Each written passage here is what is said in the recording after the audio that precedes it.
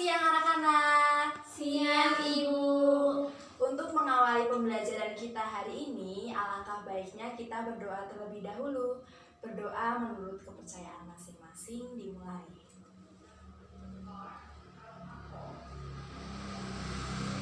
Selesai. Hari ini berjumpa lagi dengan Ibu di mata pelajaran ekonomi. Sebelumnya bagaimana kabarnya semua? Baik. Kalau Ibu lihat masih ada yang lesu, ada yang belum siap, ada juga yang sudah semangat. Supaya kalian semua semangatnya lebih lagi, Ibu ada jargon. Jadi ketika Ibu bertanya, apa kabarnya? Kalian jawab, I am the best, you are the best, we are the best, yes, yes, luar biasa. Kita coba ya. Apa kabarnya? I am the best, you are the best, we are the best, yes, yes, luar biasa. Semuanya boleh tepuk tangan. Hari ini masuk semua? Masuk Ibu. Tidak ada yang masih di luar kelas kan? Tidak.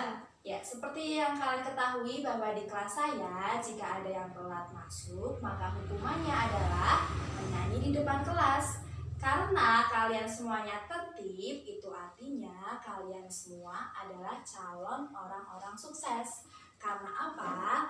Karena kalian datang ke sini, menuntut ilmu di sini, tentunya kalian akan mendapatkan banyak sekali pengetahuan yang bermanfaat bagi masa depan kalian berikutnya untuk jenjang pendidikan selanjutnya di perkuliahan. Tentunya setelah kalian menyelesaikan kuliah, kalian akan mencari pekerjaan, bukan? Iya. Nah, ilmu yang kalian dapatkan sampai saat ini akan terdaya gunakan nantinya. Karena apa yang kalian tanam sedari dini, itulah yang akan kalian tuai nantinya. Setuju? Setuju. Ya. Pertemuan minggu kemarin kita sudah banyak membahas mengenai inflasi. Apa itu inflasi, penyebab inflasi, jenis-jenis inflasi, dan juga akibat yang ditimbulkan dari inflasi. Nah, untuk pembelajaran hari ini, kita akan membahas mengenai kebijakan moneter. Nah, kompetensi yang hendak dicapai dari pembelajaran kita hari ini yaitu kalian dapat mengetahui serta menjelaskan apa itu kebijakan moneter, tujuan dari kebijakan moneter itu apa saja, dan juga instrumen yang terdapat pada kebijakan moneter. Itu tadi ya materi pokoknya, ada pengertian, tujuan, dan juga instrumen kebijakan moneter. Nah, sebelum lebih lanjut, Ibu ingin bertanya, jika kalian mendengar kebijakan moneter, itu berhubungan dengan apa? Suku bunga. Betul, Wiwi. Apalagi? Surat berharga. Betul, Neta. Apalagi, Nisa? Inflasi. Betul. Semua jawaban dari anak-anak itu benar. Nah, berbicara mengenai inflasi, ada yang masih ingat apa itu inflasi? Ya, silahkan. Kenaikan harga secara terus-menerus. Ya, tepat sekali jawabannya. Karena Aziza berani menjawab, Ibu beri satu kartu yang bertuliskan You are amazing. Bagi kalian yang ingin mendapatkan, dapat mencoba nanti. Ya. Bu.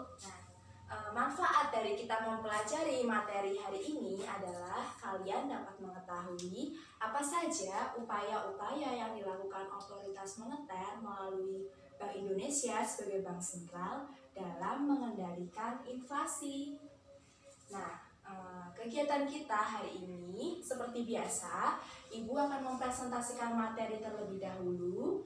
Selanjutnya kita ada games, dan yang terakhir kita ada diskusi kelompok. Dapat dipahami? Paham. Ya, sebelum kita masuk ke materi, Ibu akan memberikan ilustrasi sedikit supaya pemikiran kalian lebih terbuka dan lebih tertarik lagi dalam mempelajari materi hari ini. Ini apa anak-anak? Uang. Kalau melihat uang saja matanya langsung melotot. Nah, nominalnya berapa? 10.000. Dengan uang 10.000 ini kalian dapat beli apa saja? Beli bakso Ibu. Bakso, apalagi? Soto. Apalagi? Paiti. Apalagi? Boba. Ya. Semisal dengan uang 10.000 ini kalian dapat membeli bakso, soto, taiti, dan juga boba. Nah, apakah kalian pernah berpikir kalau bulan depan dengan uang 10.000 ini kalian hanya mampu membeli boba dan juga bakso? Itu artinya kalian hanya mendapatkan 2 macam saja daripada yang bulan kemarin. Kalian hanya bisa mendapatkan 4 macam. Nah, itu berarti uang kalian menjadi turun. Nah, fenomena kenaikan harga yang terlalu berlebihan ini dapat menyulitkan perekonomian masyarakat. Nah, yang akan kita bahas yaitu upaya-upaya dalam mengendalikan fenomena tersebut, yaitu inflasi. Langsung saja kita ke materi.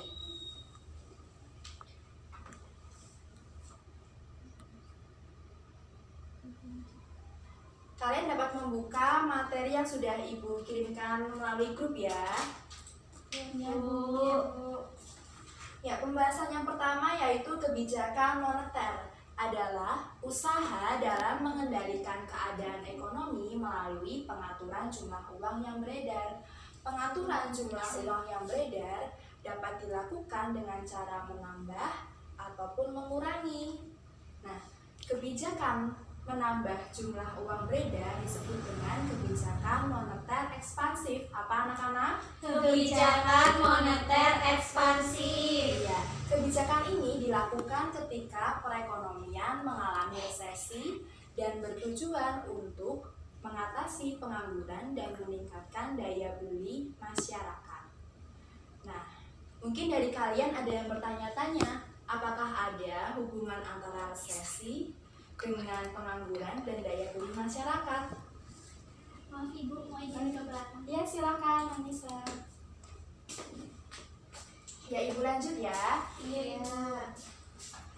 Nah, jadi hubungan antara resesi dengan pengangguran dan daya beli masyarakat itu, jika perekonomian kita mengalami resesi, maka tingkat investasi akan semakin menurun dan berakibat pada penurunan produksi pula. Nah, karena terjadi penurunan produksi mengharuskan perusahaan untuk mengurangi jumlah pekerja. Nah, akibatnya banyak pekerja yang di-PHK. Otomatis pengangguran pun meningkat. Nah, karena banyak yang menganggur, maka daya beli masyarakat akan menurun dan berakibat pada penurunan tingkat keuntungan perusahaan. Nah, hal ini harus diupayakan oleh otoritas moneter melalui kebijakan moneter longgar atau easy money policy yang dapat dilakukan dengan cara yang pertama, menurunkan cadangan kas, yang kedua, menurunkan tingkat suku bunga, dan juga yang ketiga adalah membeli surat berharga. Nah, upaya-upaya tersebut diupayakan untuk menambah jumlah uang yang beredar di masyarakat. Dapat dipahami? Ya. Selanjutnya, kalau ada menambah berarti ada Mengurangi. kebijakan mengurangi jumlah uang beredar disebut dengan kebijakan moneter kontraktif. Apa anak-anak? Kebijakan moneter kontraktif. Ya, kebijakan ini dilakukan ketika perekonomian mengalami inflasi. Kondisi di mana terjadi kenaikan harga secara berlebihan dan terus-menerus. Nah, harus diupayakan oleh otoritas moneter melalui kebijakan uang ketat atau tight money policy yang dapat dilakukan dengan cara yang pertama, menjual surat berharga, menaikkan tingkat suku bunga, dan juga menaikkan cadangan kas yang bertujuan untuk mengurangi peredaran uang di masyarakat. Sampai di sini dapat dipahami? Paham, Ibu. Ada yang ditanyakan? Belum. Ya. Sebelum lebih lanjut, Ibu ingatkan supaya kalian menulis poin-poin penting dari apa yang Ibu sampaikan, karena barangkali itu yang akan Ibu keluarkan saat ujian. Kita lanjut.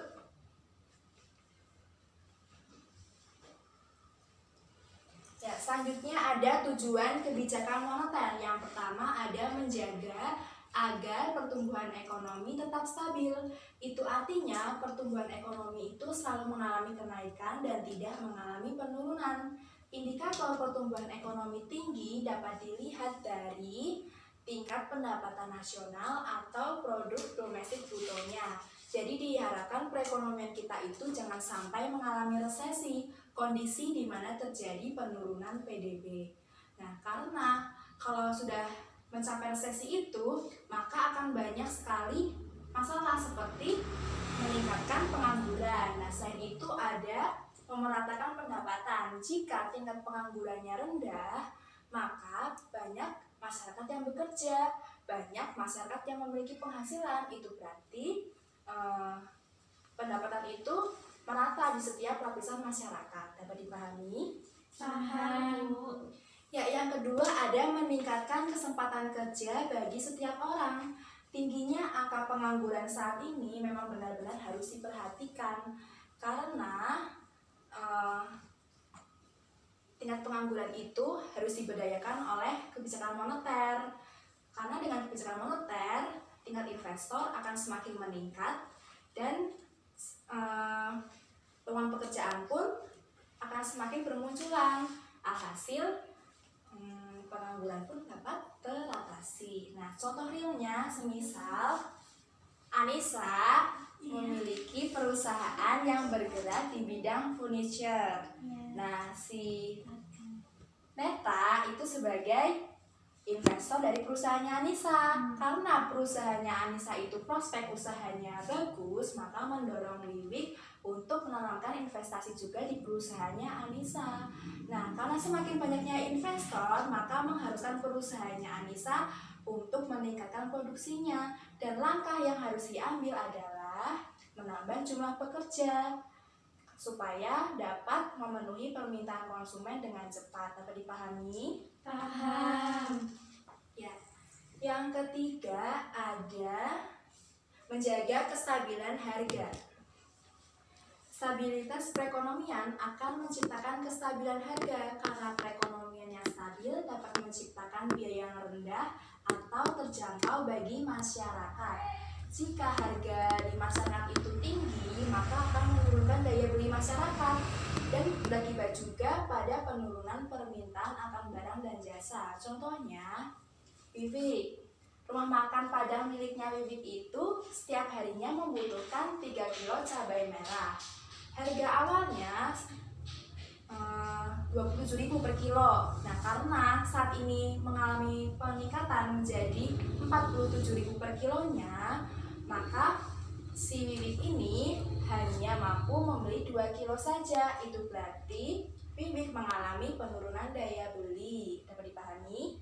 Paham. Nah, dari kasus tersebut, kebijakan moneter harus mampu terkoordinasi dengan baik supaya dapat menciptakan fungsi pasar yang dapat membuat stabilitas harga tercapai, seperti itu.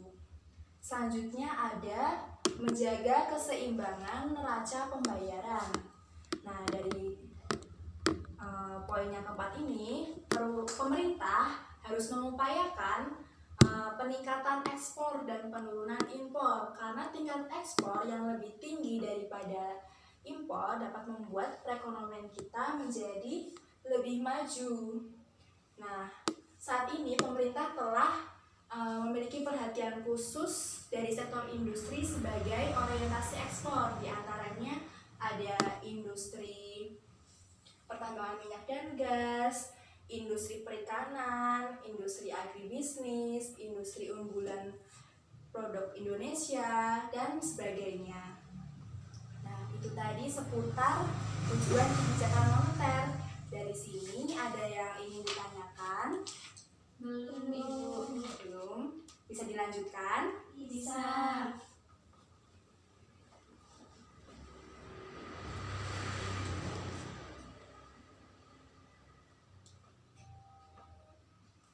Ya, selanjutnya ada instrumen kebijakan moneter. Yang pertama ada operasi pasar terbuka, yaitu kebijakan menjual atau membeli surat berharga.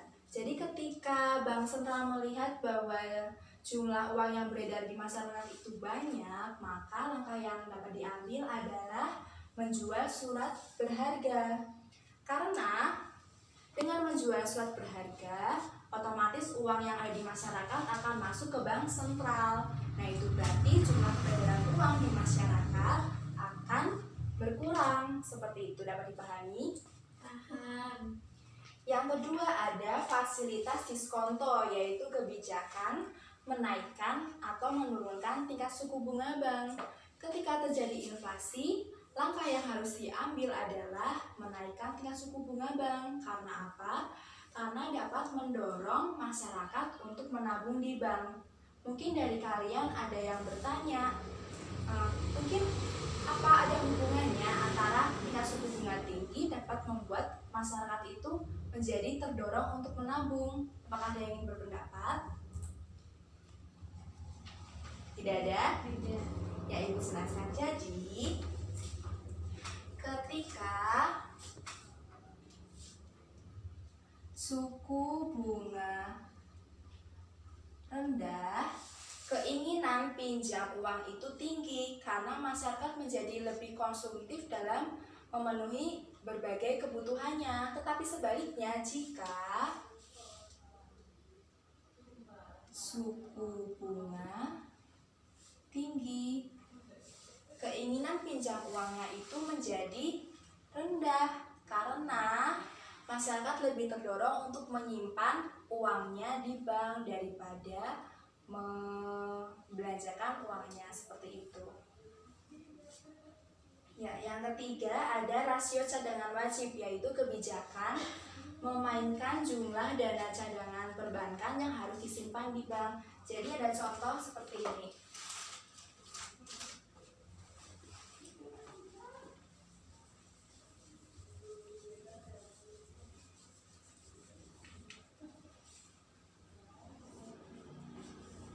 Bank memiliki persediaan sebesar 200 juta dengan cadangan kas minimum 10%. Berapa jumlah uang cadangan yang tidak boleh dan boleh diedarkan? Yang tidak boleh, cara menghitungnya 10% dikali 200 juta, hasilnya berapa? 20 juta. Dan yang boleh 200 juta dikurangin 20 juta, hasilnya berapa? 180 juta. Nah, jadi yang boleh dipinjam itu sebesar 180 juta dan yang harus disimpan di bank itu sebesar 20 juta. Dapat dipahami? Paham. Nah, selanjutnya ada himbauan moral. Jadi memberikan himbauan kepada pelaku ekonomi dengan tujuan untuk memperbaiki atau mengawasi jumlah peredaran uang di masyarakat. Pemerintah dapat melakukannya dengan berbagai pengumuman, edaran, dan juga pidato. Nah, isi edaran itu bermacam-macam. Ada contohnya seperti ini. Di balik janji manis kemudahan meminjam uang, ada bayangan bunga pinjaman yang jauh lebih pahit. Nah, dari isi tulisan tersebut mengharapkan masyarakat setelah membacanya itu menjadi enggan untuk meminjam uang. Karena apa? Karena dibayang-bayangi oleh bunga pinjaman yang tinggi. Dapat dipahami? Paham. Selanjutnya ada kredit selektif. Jadi kredit selektif yaitu dilakukan ketika perekonomian mengalami inflasi. Jadi pemberian kredit itu harus dilaksanakan secara ketat supaya tidak terjadi kredit macet, karena kalau terjadi kredit macet maka akan menimbulkan ketidakstabilan dalam pengelolaan keuangan. Nah, itu tadi seputar instrumen dari kebijakan moneter. Sampai di sini ada yang ingin ditanyakan? Belum, Ibu. Ya, kalau tidak ada, itu tadi materi kita hari ini. Kita sudah banyak membahas mengenai pengertian, tujuan, dan juga instrumen. Selanjutnya kita akan permainan. Jadi, Ibu akan lawan permainan. Namanya kartu berpasangan. Jadi, di permainan kita kali ini, Ibu akan membagikan masing-masing satu kartu. Nah, nanti kalian akan mencari pasangannya. Nah, kunci dari permainan ini adalah tidak boleh mengeluarkan kata-kata sedikit pun. Dapat dipahami? Jadi kalian boleh jalan kemanapun. Boleh berdiri deh, boleh berdiri.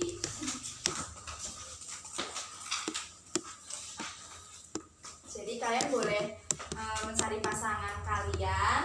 Jadi yang bekerja itu hanya mata dan otak. Mata untuk melihat kartu teman kalian itu merupakan pasangan kalian atau bukan, dan otak ya untuk berpikir kalau itu jawaban dari yang kartu yang kalian pegang atau bukan. Dapat dipahami? Karena kalian ganjil, maka ibu akan ikut main bersama kalian. Tapi ibu punya hak prerogatif, jadi kalian yang mencari. Dapat dipahami? Ya, ibu bagi ya. Yuk, boleh dimulai.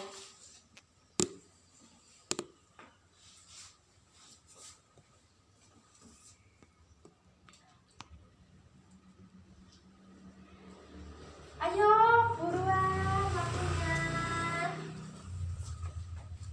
Iya, betul. Coba kita cek ya. Kita cek. Iya, jawabannya betul.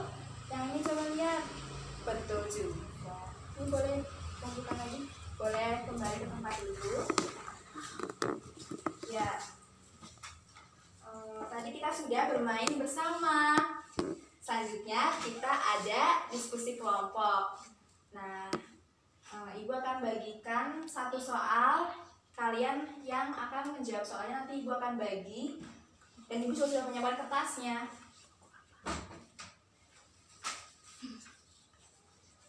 Kita jawab sama-sama ya.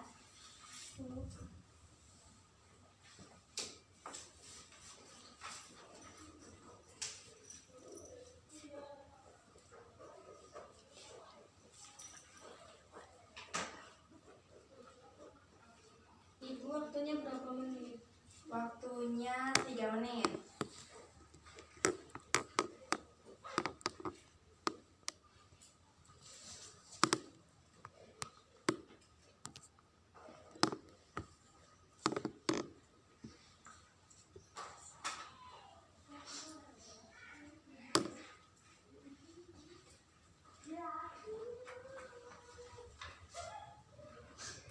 Ada kesulitan tidak? Lumayan sulit, Bu. Susah ya? Iya, Bu. Coba tadi waktu ibu jelasin tentang kebijakan moneter itu tentang apa? Apa aja tadi? Apa saja? Suku bunga. Iya, suku bunga. Lalu Surat berharga. surat berharga. Dan inflasi. Nanti coba dilengkapi lagi ya. Iya, Bu.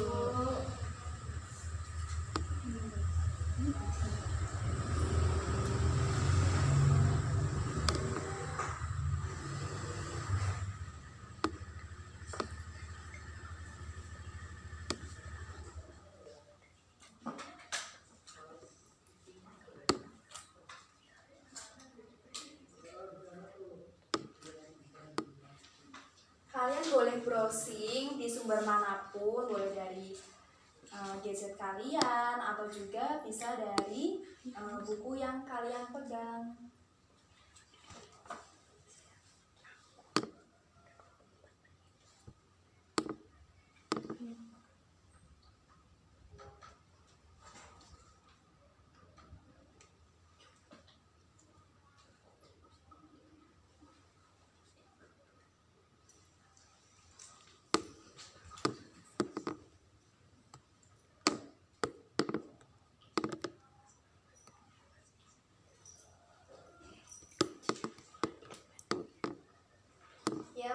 waktu sudah habis, boleh ditumpuk tugasnya. Ya, terima kasih.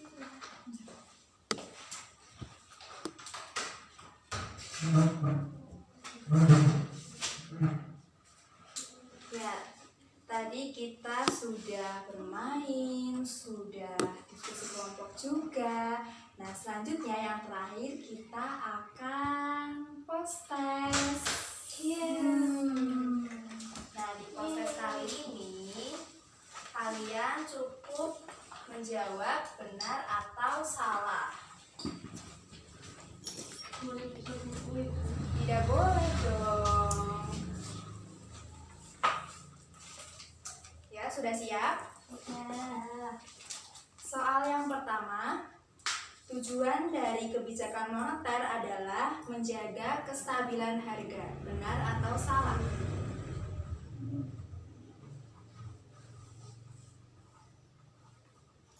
Yang kedua, kebijakan mengurangi jumlah uang beredar disebut kebijakan moneter ekspansif. Benar atau salah?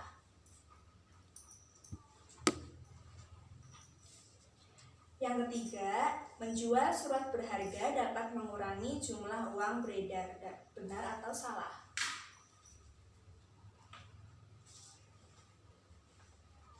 Yang keempat, instrumen kebijakan moneter adalah menaikkan tarif pajak. Benar atau salah?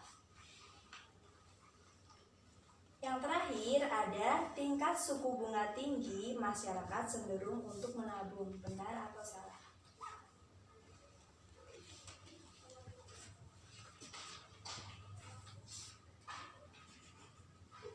Ya, boleh ditumpuk.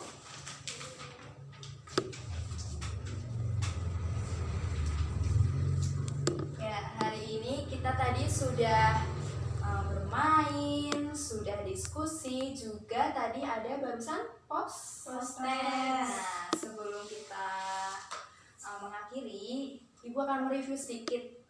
Tadi kita sudah membahas apa saja? Kebijakan moneter, Instrumen, tujuan, Nah, ada yang masih ingat kebijakan moneter itu apa? Usaha dalam mengendalikan ekonomi melalui melalui pengaturan jumlah uang beredar. Nah, tujuannya ada 4. Menjaga pertumbuhan ekonomi tetap stabil. Yang kedua ada meningkatkan kesempatan kerja. Yang ketiga ada menjaga kestabilan harga. Dan yang keempat ada menjaga keseimbangan neraca pembayaran.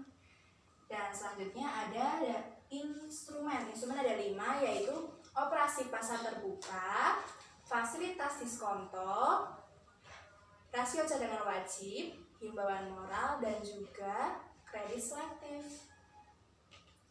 Nah, itu tadi ya materi kita hari ini. Seperti biasa, setelah pembelajaran ini selesai, kalian diwajibkan untuk meresu materi hari ini. Supaya apa? Supaya kalian lebih paham. Karena biasanya apa yang kalian tulis itu lebih mudah dipahami dan lebih mudah diingat, seperti itu. Nah, sekian materi yang bisa Ibu sampaikan. Semoga ilmu yang sudah Ibu berikan itu dapat kalian serap dengan baik. Nah, selanjutnya Ibu juga minta maaf bila ada kesalahan dalam penyampaian materi yang kurang berkenan di hati anak-anak. Sampai jumpa di pertemuan berikutnya. Selamat siang.